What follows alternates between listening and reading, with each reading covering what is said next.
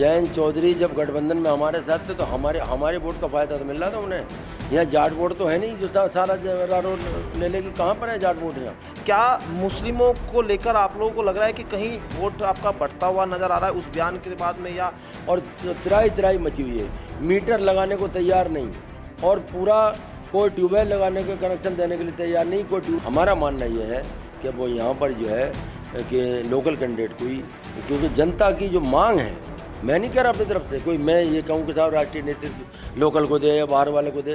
देखिए ये उनका फैसला है। पिछले चुनाव की तरह नाराज तो नहीं हो जाएंगे आप? पार्टी टिकट दे ना दे वो पार्टी का फैसला है, हाईकमान का फैसला है, राष्ट्रीय नेतृत्व का फैसला है, हमारी समाजवादी पार्टी के। मगर मैं मरते दम तक समाजवादी पार्टी में रहूँगा। अब चाहे रालोद उसके गठबंधन पे आओ वो भी मेरे पटके हुए हैं, चाहे बीजेपी वाला आवे वो भी मेरा पटका हुआ है, और जो चाहे बसपा चाहे वो भी मेरा पटका हुआ है। ये तो सारे पहलवानों को पहले मैं गिरा चुका हूँ। नमस्कार, स्वागत है आपका न्यूज 80 पर। मैं हूं आपके साथ राहुल राणा। उत्तर प्रदेश में होने वाली 10 सीटों पर उपचुनाव को लेकर सरगर्मी तेज है। भले ही अभी तक चुनाव आयोग की ओर से तारीखों का ऐलान नहीं किया गया हो, लेकिन उत्तर प्रदेश में तमाम जो प्रत्याशी के तौर पर अपने आप को देख रहे हैं, दावेदारी जो चुनाव को लेकर कर रहे हैं, वो अभी से चुनाव की पूरी तैयारी में है। जनता भी कहीं ना कहीं इस मूड में है कि इस बार जो विधायक को चुनने जा रहे हैं उसके अंदर क्या क्या क्वालिटी होनी चाहिए। और जब आज उत्तर प्रदेश के मैं इस वक्त कुंद्रकी विधानसभा सीट पर मौजूद हूं, जहां अब जियाउर रहमान बर्क जो है विधायक थे, अब ये सीट उनके सांसद बनने के बाद खाली हो गई है। इस सीट पर जब चुनाव होंगे तो कैसा जो है चुनाव टक्कर यहां देखने को मिलेगी। मेरे साथ है बातचीत करने के लिए समाजवादी पार्टी के कद्दावर नेता हाजी रिजवान साहब, 3 बार जो है विधायक रह चुके हैं और बहुत कम अंतर से वो एक बार चुनाव में जीतते रह गए थे, यानी बहुत ज़बरदस्त तरीके से पकड़ जनता के बीच इनकी है। रिजवान साहब, आपका स्वागत न्यूज 80 पर। शुक्रिया। सवाल मेरा यही है कि आखिर अब चुनाव को लेकर आप लोग तमाम जगह जा रहे हैं, जनता के बीच जा रहे हैं, मुद्दों पर भी बात कर रहे हैं, लेकिन अभी अगर कुंद्रकी की मैं बात करूं, क्योंकि यहाँ गठबंधन रालोद और भाजपा भी है, आप लोग कैसे देख रहे हैं इस चुनाव को? इस बार क्या चुनौती आप लोगों के सामने? देखिए चुनौती क्या, मैं सबसे पहले ये कहना चाहता हूँ कि चुनौती हमारे सामने क्या है। मुझे तो कोई चुनौती लगती नहीं, यूँ नहीं लगती कि सरकार का कोई काम ही नहीं धरती पे, धरातल पे कोई काम नहीं है। आपने देखा होगा, आप कुंदरकी गए होंगे, कुंदरकी से डिंगरपुर रोड है, पूरा बीजेपी सरकार चली गई और अब 5 साल ये टाइम हो गया, उससे पहले भी टाइम क्या नाम है 2.5 साल हो गए, और उसके आज तक जो है उस रोड की हालत यह है कि धान लगा लो, बजाय चलने के वहाँ धान लगाने की स्थिति पोजीशन हो रही है। और यही हालत हमारे सारे रोडों की है, चाहे आपके ये डोमगढ़ से मोहनपुर वाली रोड हो, या आपकी पंडित नंगला से लैला टीकर मार्ग हो, रौंडा से आपका अरोला जगरमपुरा होते हुए ये आपका मुंडा पांडे मार्ग हो, बीतखेड़ा होता हुआ, ये तमाम रोडों की हालत ये हो रही है।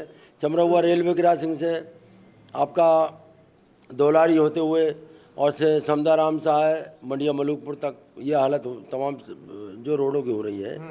सरकार के दावे एकदम खोखले हैं कि हम इतना काम करा रहे हैं और हमने पूरा जो है सड़कों का जाल बिछा दिया, और 1 रुपये का कहीं तो काम अगर हुआ हो सरकार द्वारा तो मैं सियासत छोड़ने तैयार हूँ कि कहीं पर वो ये बता दें कि फलां जगह हमने काम करा दिया।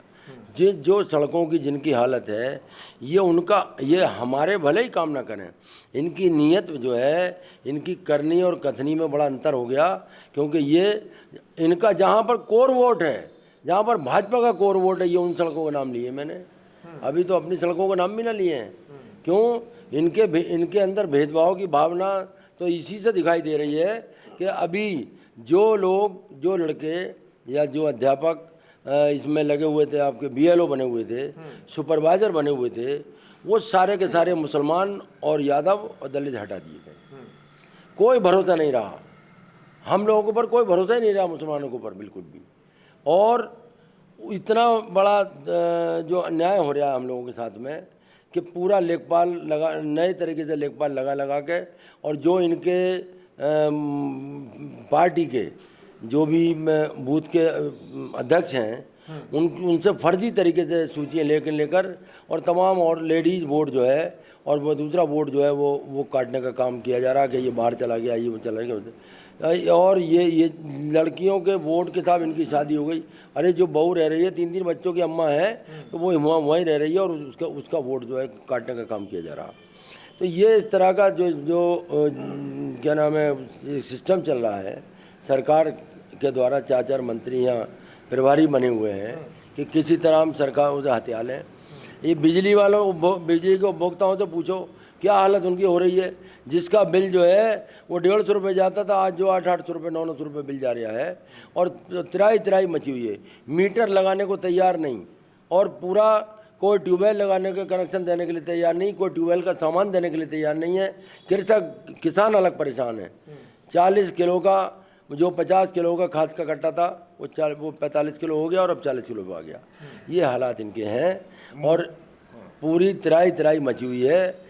कहीं पर भी ये 5 किलो अनाज देकर जो है वो वोट लेना चाहते हैं, ऐसा जनता वोट नहीं देगी, किसी कीमत पर वोट नहीं देगी। आप भी पहले जब पिछले 2022 में मुझे याद है जब आप बीएसपी के साथ चले गए थे तो आपकी नाराज़गी टिकट को लेकर थी, तो अभी आप लोगों को टिकट को लेकर आप लोग किस तरह की दावेदारी, और आपको लग रहा है कि अब टिकट क्या आपके पक्ष में या मतलब कुछ आपकी बातचीत हो गई? नहीं, बातचीत कुछ नहीं हुई है, लेकिन जो हालात हैं, जो जिस तरह का सर्वे हमारे राष्ट्रीय अध्यक्ष जी माननीय अखिलेश जी करा रहे हैं, जिस तरह का पूरा मंथन चल रहा है कि किन कैंडिडेटों को किस सीट पर उतारा जाए, उसका पूरा मंथन वो कर रहे हैं। पूरी सूझबूझ इस बात की रखते हैं राष्ट्रीय अध्यक्ष जी और पूरा हमारा मानना ये है कि वो यहाँ पर जो है कि लोकल कैंडिडेट कोई, क्योंकि जनता की जो मांग है, मैं नहीं कह रहा अपनी तरफ से कोई मैं ये कहूँ कि साहब राष्ट्रीय नेतृत्व लोकल को दे या बाहर वाले को दे। देखिए ये उनका फैसला है, वो राष्ट्रीय नेतृत्व क्या फैसला लेंगे, उनका फैसला माननीय होगा, उनका फैसला जो है मान्य होगा हर तरह से, और हम लोग जो है पूरा उनका जो भी उस फैसले का सम्मान करेंगे। पिछले चुनाव की तरह नाराज तो नहीं हो जाएंगे आप? नहीं, पिछले चुनाव के हालात और थे, यहाँ पर बड़े बुरे हालात पैदा हो गए थे, तमाम लोग जो है कि यहाँ इकट्ठा हो गए और उसके बाद जो है वो क्या नाम लोगों के कहने पर जो है वो फैसला लेना पड़ गया। नहीं, ऐसा कुछ होगा नहीं, ऐसा मुझे लगता नहीं। और दूसरी बात यह है कि मैं किसी भी तरह भी अब पार्टी टिकट दे ना दे वो पार्टी का फैसला है, हाईकमान का फैसला है, राष्ट्रीय नेतृत्व का फैसला है, हमारी समाजवादी पार्टी के। मगर मैं मरते दम तक समाजवादी पार्टी में रहूँगा, अब कहीं पर पार्टी छोड़कर नहीं जाऊँगा। वो इस लायक मुझे अगर समझते हैं और मैंने क्योंकि इस क्षेत्र की बड़ी सेवा की है, बड़ी पूरा यहाँ पर सुख में दुख में हर धरने प्रदर्शन में हर लड़ाई में मैं जनता के साथ खड़ा रहा हूँ, कंधे से कंधा मिलाकर। तो मुझे पूरा भरोसा है कि क्षेत्र की जनता जो है जितना प्यार मुझे देती है और जितना प्यार मुझे दिया है वो उसकी मेरे पास अल्फाज नहीं, मेरे पास शब्द नहीं है जो मैं उनका शुक्रिया अदा करूं। और मैं दिल की गहराइयों से उनका इसी बात का शुक्रिया अदा करता हूं कि उन्होंने सन 1996 से लेकर और आज तक जितना प्यार मुझे दिया है और ये प्यार हमेशा मुझे मरते दम तक मिलता रहेगा, ऐसा मेरा मानना है, ऐसा मेरा विश्वास है।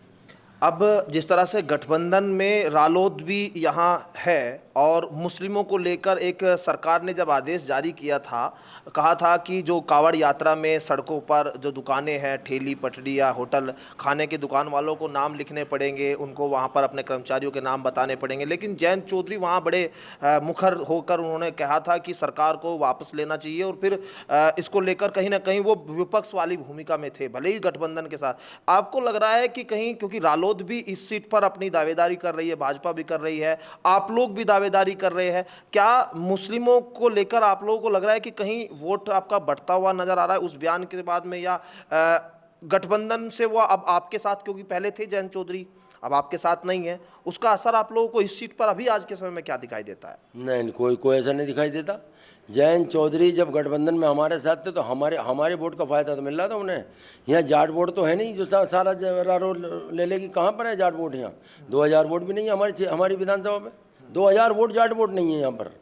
तो कहाँ से अपना वोट ले लो? वो अगर ठेकेदार होंगे तो जाटों के ठेकेदार होंगे, मुसलमानों के ठेकेदार थोड़ी हैं। वो कहीं भी भाजपा में चले जाएं, शिवसेना के साथ जाके जुड़ जाएं, तो हम थोड़ी वोट, हमारी जनता थोड़ी वोट दे देगी। हमारे क्षेत्र की जनता समाजवादी है, पीडीओ को वोट देगी। पिछड़ा, दलित, अल्पसंख्यक, जो एक नारा हमारे राष्ट्रीय अध्यक्ष जी ने दिया है, माननीय अखिलेश जी ने दिया है, और उसका नतीजा सामने, उसका प्रमाण सामने। प्रमाण को प्रत्यक्ष की जरूरत नहीं है। अभी जो लोकसभा के चुनाव हुए हैं तो प्रमाण सामने है। अरे गठबंधन को 43 सीटें मिली हैं, तो ये पीडीए का नारा चलेगा यहाँ पर कोई नहीं चलेगा। इन्होंने कोई विकास नहीं कराया, इनके झूठ, इनके मक्कारी, इनका सब कुछ जनता के सामने आ चुका है। अलावा इसके झूठ के इनके पास कुछ नहीं है, जुमलेबाजी के अलावा कुछ नहीं है। कितना ही झूठ बुलवा लो और कितने जुमलेबाजी करा दो। कब से आश्वासन दे रहे हैं कि हम सड़क ठीक करा देंगे। डींगरपुर कुंदरखी की सड़क आज तक ठीक नहीं हुई। चुनाव पे चुनाव हो रहे हैं और उसके बाद जो आज तक कोई सुनवाई, पूरी जितनी सड़कों के मैंने आपसे नाम बताए हैं तो वो, और हमारी सरकार में, जब हमारी सरकार 2012 से और 2017 तक जब अखिलेश जी की सरकार थी, माननीय अखिलेश जी मुख्यमंत्री थे, तो यहाँ पर कामों के विकास की पूरी गंगा बह गई। इतने बड़े पैमाने पे विकास हुए। देखिए, इंटर कॉलेज बनवाए गए, 2 सरकला में बना हो, चाहे आपका रतनपुर कला में बना हो, चाहे उसमें बना हो। 3 अस्पताल बनवाए गए 5-5, 6-6 करोड़ रुपए के, चाहे कुंदरकी में बना हो, चाहे मुंडापांडे में बना हो, चाहे आपका रतनपुर कला में बना हो। एक ITI बनवाई गई, और इतनी योजनाएं, त्वरित योजना, 4.5, 5 किलोमीटर की सड़कें जो पहली बनी हुई हैं। एक योजना और चलाई थी, जनेश्वर मिश्र योजना। उन्होंने हर गांव को 40-40 लाख रुपया गांव के CC रोड बनवाने के लिए। उसके बाद में मंडी द्वारा जितना काम यहाँ पर हमारी विधानसभा के अंदर हुआ, एक तारीखी, एक ऐतिहासिक काम हुआ है। जितनी सड़कें हैं उस वक्त की बनी हुई हैं, जो उस सरकार की, चाहे वो, और उसके बाद में उसके अलावा भी और जो भी चीज़ें थी, ये हमारी देन है सब कुछ। या ये हवाई अड्डों का नाम ले रहे हैं, जैसा हवाई अड्डे हमने बनवाए। अरे ये हवाई अड्डा तो हमारे माननीय अखिलेश जी ने बनवा दिया था पहले ही। तुमने तो खाली फीता काटने का काम कर रहे हो। काम हमारे फीते ये काटेंगे। एम्बुलेंस हमारी, डायल 100 हमारा, 102 हमारा काम, नाम इनका साहब ये है। पूरा एक्सप्रेस वे से लेके और पूरा जितना भी विकास का काम हो सकता था, ऐसे काम स्वास्थ्य विभाग में, बिजली घर यहाँ पर बनवाया गया। बिजली के मामले में हमने एकता बिहार का बनवाया, और उसके बाद एक आपके सरकड़ा खास में बनवाया, और एक हमारे इसमें भैंसोड़ में बनवाया। 3 बिजली घर हम लोगों ने बनवाया उसके बाद। और उसके बाद एक ये नानपुर वाला भी, जब माननीय नेताजी स्वर्गीय मुलायम सिंह जी जब मुख्यमंत्री थे, उनके दौर में मिल यहाँ से चलवाने का हमने काम किया, अयोध्या शुगर मिल। ये बिजली घर बनवाने का हमने काम किया। और यही नहीं, 100 हमारे दोनों डार्क ब्लॉक थे।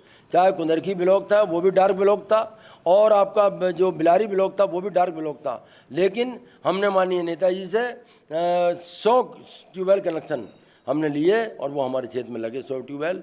मात्र 5600 रुपये में ट्यूबवेल लगता था। एक ट्रांसफार्मर और 3 खंभे, और मैं तार, मैं इंसुलेटर, मैं सब कुछ उस पर, क्या नाम है, मात्र 5600 रुपये में। तो हमारे नेताओं ने जिस तरह से जनता को के कामों को, किसानों के लिए, जब यहाँ पर ओलावृष्टि हुई, सबसे ज़्यादा पैसा मेरे क्षेत्र के अंदर किसानों को बांटा गया। और इतने बड़े पैमाने पे एक गांव को 1-1 करोड़ तक का, चाहे वो नाजरपुर हो, चाहे वो कोई भी गांव में, मैं कितने गांव का नाम लूँ, आप पूरी लिस्ट क्या नाम ले लीजिए। मैंने कम से कम 200 गाँव को सारा उनका जितनी फसलें नष्ट हो गई थी, उनका पूरा पैसा दिलवाने का मैंने काम किया।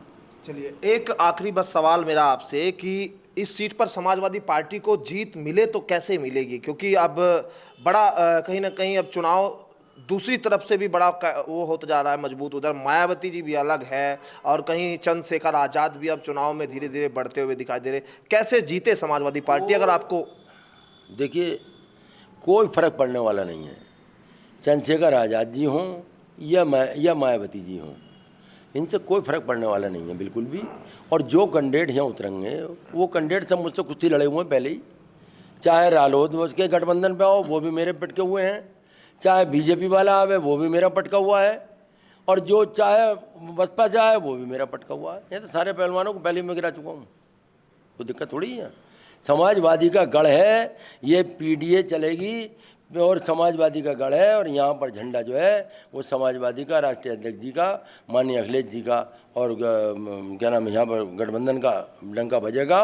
कोई ये कहना कि साहब सीट कैसे जीतेगी, ये आवाम वोट डालेगी, जनता वोट डालेगी, और उसके बाद में यहाँ पर इस सीट को हरा नहीं सकता। ये कितने भी दावे कर लें, कितने भी जनता को लुभाने की कोशिश कर लें, सब समझ चुके हैं इनकी मक्कारी को, इनकी अय्यारी को, इनके झूठ को सारी जनता समझ चुकी है। और उसके बाद जो है ये अब कब तक धोखा देंगे, धोखा नहीं दे सकते। अब धोखा कि 400 पार, 400 पार के 400 पार, कहाँ हुई 400 पार। इसी तरह से जो ये नारा दे रहे हैं कि 10 की 10 हम, 10 की 10 हम, ये 10 की 10 हारेंगे। तुम देख लेना इस बात को। ये कितना भी सख्ती कर लें, जनता वोट डालेगी, हर तरह से वोट डालेगी। जनता इन्हें नकार चुकी है। चाहे अब इसी चुनाव में नहीं, आने वाले 2027 में भी पीडीए की सरकार बनेगी। मैं दावे से इस बात को कह सकता हूं कि जनता में, मैं अभी क्षेत्र में जब घूमता हूं तो पूरा इनकी मुखालफत, इनके खिलाफ माहौल बना हुआ है, भाजपा के खिलाफ। क्योंकि अलावा झूठ बोलने कुछ है नहीं इन पे। अरे कहीं सड़क पे काम नहीं, कहीं बिजली पे काम नहीं, कहीं किसान के उस पर काम नहीं, कि उसके बेरोजगारी, भ्रष्टाचारी चरम सीमा पर है, बेरोजगारी चरम सीमा पर है, महंगाई चरम सीमा पर है। तो कहाँ से वोट इन्हें मिलेगा। अब थानों में चले जाइए, आप तहसीलों में चले जाइए, भ्रष्टाचार के सारी हदें पार कर दी हैं इन्होंने। तो कहाँ से वोट मिलेगा। भ्रष्टाचार, महंगाई और ये जो है इस तमाम मुद्दे किसानों के आप लोग इस बार उठाने जा रहे हैं। बिल्कुल उठाने का, जनता खुद समझ रही है। मैं क्या उठाने जा रहा हूँ, जनता तो मुझसे खुद कह रही है कि ये मामले क्या नाम है चल रहे हैं, हम इस पर हम कहाँ से वोट नहीं देंगे। कोई सवाल ही पैदा नहीं उठता। वोट तो पीडीए को मिलेगा, राष्ट्रीय अध्यक्ष माननीय अखिलेश यादव जी को वोट मिलेगा। यहाँ पर समाजवादी पार्टी का झंडा लहराएगा। ये कितने प्रयास कर लें, किसी कैंडिडेट को बदलें, डायरेक्ट लड़ें या इनडायरेक्ट में लड़ें, बाईपास से लड़ें, किसी गठबंधन से लड़ें, कोई असर पड़ने वाला नहीं है। बहुत शुक्रिया बातचीत करने के लिए आपका। और हाजी रिजवान साहब साफ तौर पर दावा कर रहे हैं कि समाजवादी पार्टी इस बार जो है उत्तर प्रदेश की 10 सीटें जो है वो जीतने जा रही है। कुंद्रंकी का माहौल सीधे तौर पर अभी सियासी बना हुआ है, लेकिन जो सबसे बड़ी बात कुंद्रंकी में है, यहाँ पर मुस्लिमों की बड़ी आबादी और तमाम राजनीतिक पार्टी कहीं ना कहीं मुस्लिम चेहरे पर दांव खेलती हुई नजर आ सकती है। ऐसे कयास लगाए जा रहे हैं, लेकिन क्या वो सीटों का बंटवारा होगा, या समाजवादी पार्टी पीडीए के बलबूते जिस तरह से नारा दिया जा रहा है, क्या वो पीडीए एकजुट यहां हो पाएगा, ये तमाम सवाल है। कुंद्रंकी में अभी चुनावी माहौल गर्म है। फिलहाल मेरे साथ इस कुंद्रंकी से इस इंटरव्यू में इतना ही। मुझे दीजिए इजाजत। नमस्कार।